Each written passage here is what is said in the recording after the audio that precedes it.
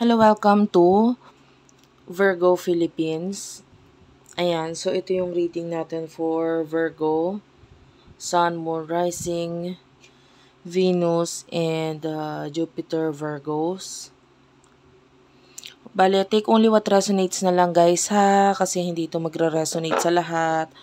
So, kunin mo lang yung mga messages na magre-resonate para sa'yo.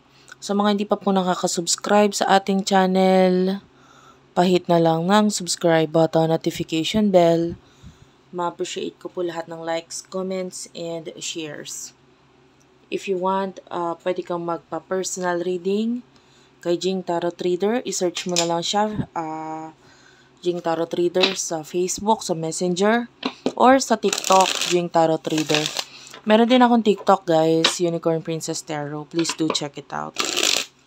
Okay, so again, this is for the sign of Virgo. Sun, Moon, Rising, Venus, Jupiter, Virgos. Take only what resonates.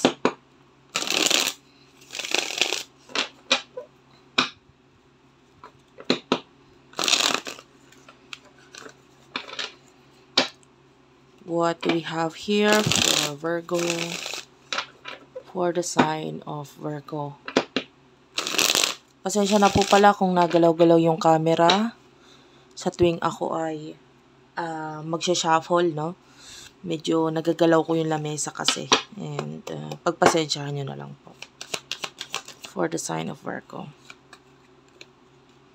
You do have here the World. King of Cups.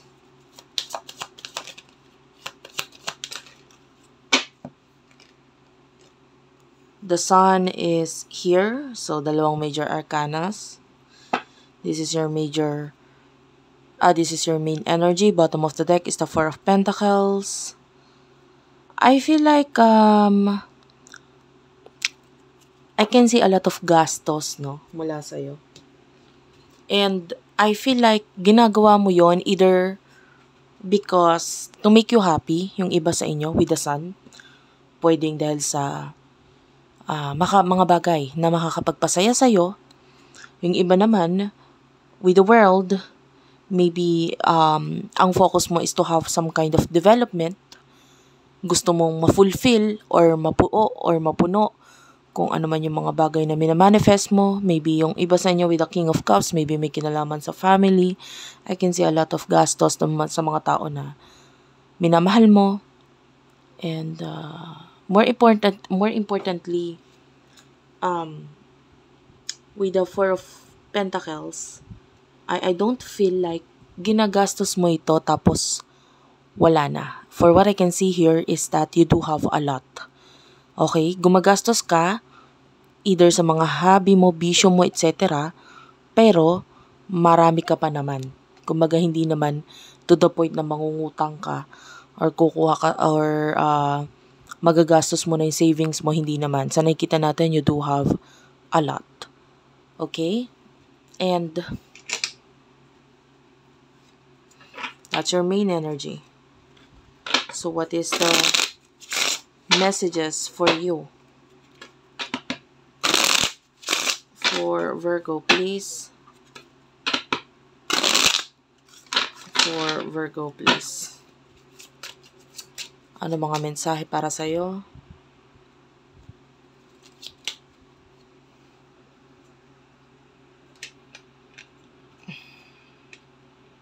Wait lang guys, inaayos ko lang itong aking insenso. Yung aking sage. Okay. Wow. I told you, no? There's this 9 of Diamonds. This is success para sa'yo. I feel like sa ngayon, ang importante para sa'yo ay yung mga priorities mo with the Two of Diamonds. And actually, whatever you are doing right now, ano man yung mga pinagkakagastusan mo ngayon, I can see more of that coming. I mean, not the gastos. Pwedeng yung gastos na rin, but more importantly is the money. You do have here the diamonds, 2, 10, 2, and 9. So, napakaganda kasi more on diamonds na nagpapakita ng pera, success, opportunities para sa'yo na dadating at dadating pa. You do have your Ace of Hearts, yan, with the Jack of Spade. Someone is really thinking of you right now. Pero itong taong ito is, sorry, hindi ko natanggal ito, no? Okay, so anyway, this is the Jack of Spade and the Ace of Hearts. There's a person na nagpapakita ng pag-iwas or paglayo sa'yo with the Seven of Spade. This person is, I feel like,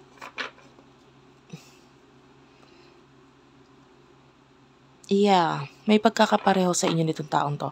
The problem is that, medyo financially, there's this alanganin dito sa taong ito.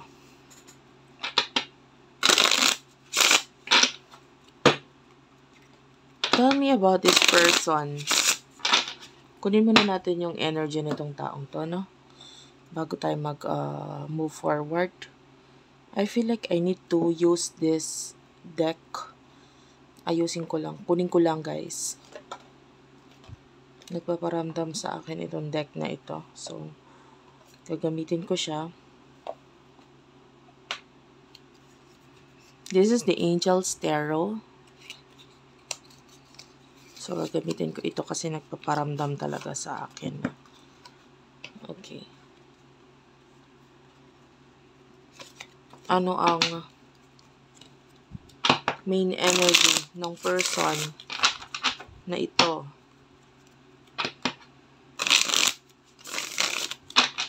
Ayusin ko lang kasi may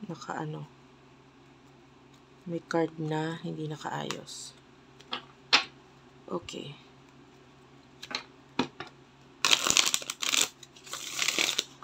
Meron pa, no? Wait lang. Bigyan mo lang ako ng konting sandali para ayusin. Ayan. Okay, I feel good.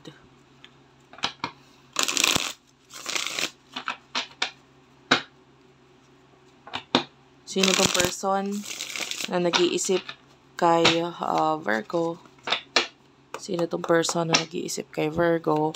Actually, this is not supposed to be love reading, no? Pero may love reading tayong nararamdaman dito. Love interest mula sa taong to. The Star. Yeah, this is the person who is wishing for you. Pinapangarap ka nitong taong to. Pinapangarap ka niya. I mean, noon pa. Yun yung energy. Noon pa, pinapangarap ka na nitong taong to. Nine of Cups, there's a lot of love mula sa kanya. And this person really do loves music. Pwedeng marunong tumugtog or may interest lang. Pwedeng hindi naman siya marunong. Or maybe you are the one na marunong and alam ito ng person na ito. So, isa ito sa hinahangaan niya sa'yo. This person really is wishing for you. In the future pa nga eh. Kasi sa ngayon, in the present moment, hindi siya sigurado. Pero in the future, might be, ganun, malay mo, parang ganun. Ganun yung energy ng person na ito. Hindi siya sigurado, pero malay mo. Diba? May ganong energy sa kanya. Yung sa kanya nanggagaling yung, malay mo, sa future, merong pang chance sa atin. May ganon. Anyway, tell me about this person.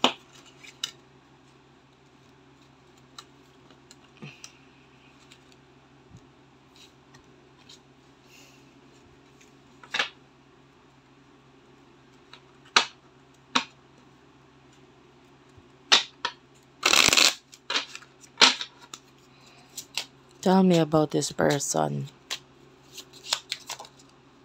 The Queen of Clover is here. Well, Four of Spade. Three of Clover. May kita mo puro dark cards, no?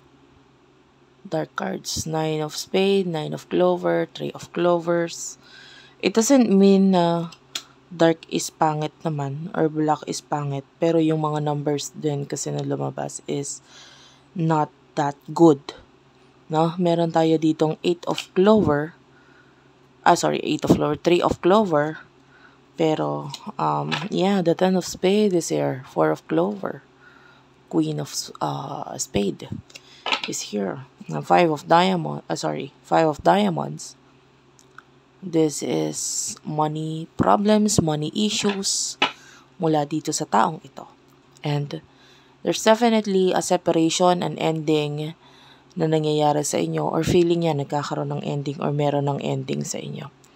Maybe because with the 3 of Clover, itong person na ito gusto niya makipag-reconcile, makipag-reunite. No? And there's this 9 of Clover here, which is this person, parang kailangan niya talaga ng advice. Hindi niya lang masabi. Lalo na nandito si Queen of Clover. Like, kailangan ko ng advice, kailangan ko ng tulong, kailangan ko ng this person miss you. The 3 of Clover here. This person is missing you. No? Wala lang siyang magawa with the 4 of Spade. Gemini, Libra, Aquarius. Wala siyang magawa. Parang hindi niya kayang mag-take ng actions. Like ang tingin niya sa'yo is literal na star. Diba? Paano kita maaabot?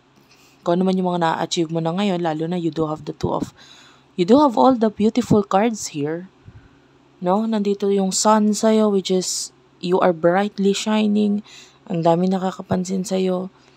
Ang dami mong ginawa para mapansin ka ng iba. Na hindi naman yun yung intention mo, no? Pero, might be may mga nakikita siya sa'yo na nakikita rin ng iba na mas nakakapagpataas pa ng tingin sa'yo ng ibang tao. At lalo na sa kanya. And lalo na with the star, this person sees you as ang taas-taas pang galing mo. You have everything na I want. Pero, I can't have. Hindi ko makuha. Hindi ko maabot. Literal na sun and star ang tingin sa'yo ng taong to. Kumbaga pag may nakikita na lang siya sa'yo, maybe through social media, or nababalitaan sa'yo, napapawaw na lang siya. So, wala naman siya magagawa eh.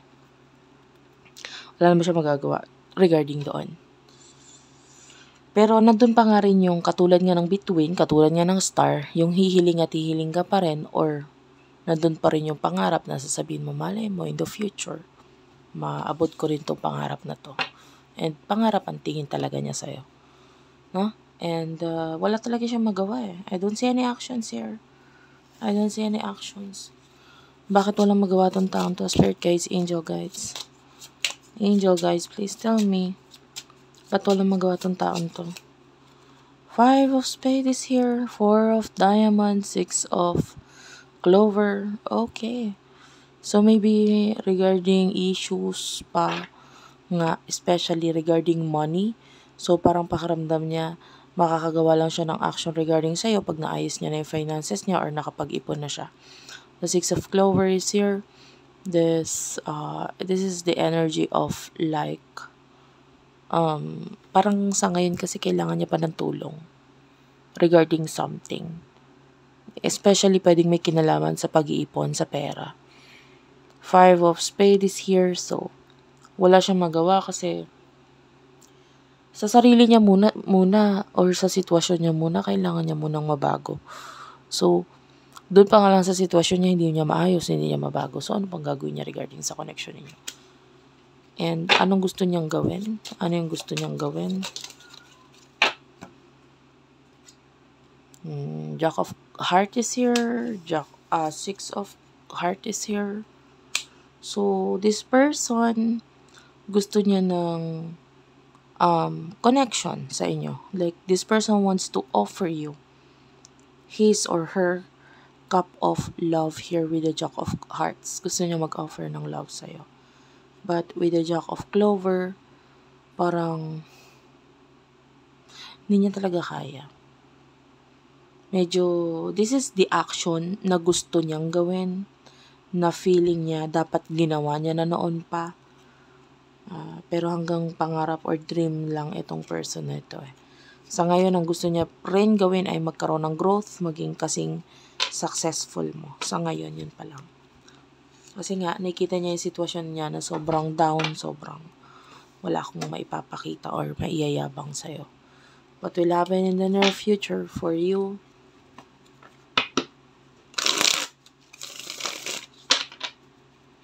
Virgo, for the sign of Virgo. In the near future for the sign of Virgo, please. In the near future for the sign of Virgo, Sun, Moon, Rising, Venus, and Jupiter, Virgos.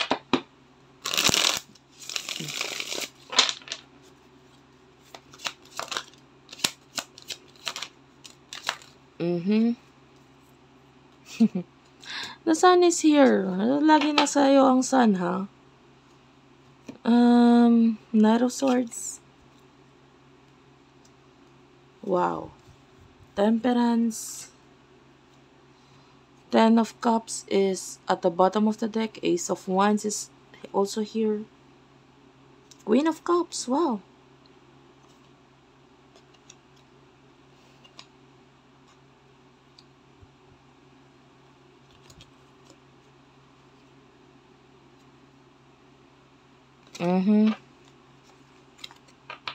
There's, dito muna tayo sa bad news. Hindi naman to bad news actually. With the Ten of Wands, the Five of Pentacles, Nine of Wands, I can see a problem. Okay. Problem tungkol saan? There's this, someone na parang nakikita natin na parang walang maitulong or hindi nakakatulong sa'yo, like maybe pabigat. Ten of Wands could be a co-worker, kasama sa bahay. There's this mabigat na energy mula dito sa taong to. And like you don't have any choice kundi pakisamahan nitong taon to, like ikaw talaga ang mag-leader dito sa taon to. Yung iba, that could be a person with interest or love interest sa'yo. Yung iba wala naman, just a family member or maybe just a friend or katrabaho na parang nagiging pabigat para sa'yo pero wala kang choice. Kailangan mo intindihan. But other than that, yun lang naman yung pangit, no?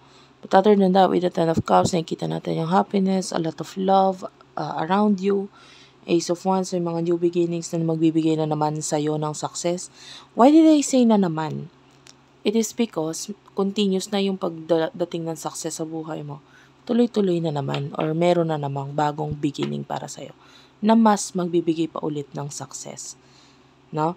And then with the Temperance, yeah, a lot of patience ang gagawin mo in the near future pagdating dito sa person na kasama mo na ito. With the Knight of Swords, I can see pagta-travel for you, so be ready. I can see some of you need to get ready pagdating sa iyong beach body, no? So, nakakita tayo ng pagta-travel na may kinalaman sa beach. And with the Sun, I can see happiness for you. And success ulit na naman. Maraming success. With regards to this person who is thinking of you, any messages, last message na lang para sa kanya. The Fool is here. Clarify the Fool. Seven of Pentacles. Yeah, I don't see any movement kasi may mga bagay pa siyang kailangan kaharapin. Five of Wands. This is his or her karma. Ayan, kailangan niya makipaglaban or ayusin kung ano man yung magugulo dito sa buhay niya. Thank you for watching. I love you all and bye-bye.